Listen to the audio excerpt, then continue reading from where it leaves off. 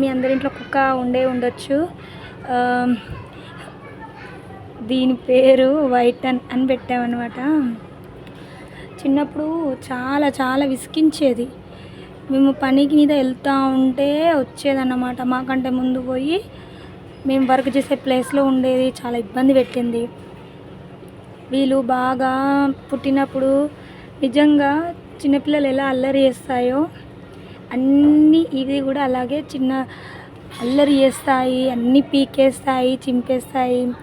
మళ్ళీ ఎవరికైనా అక్కచెల్లెలు ఉన్నా కొట్లాడుకుంటారుగా బాగా, వీళ్ళు కూడా కొట్లాడుకుంటారు బాగా. ఒకటికంటే ఒకటి పడదు.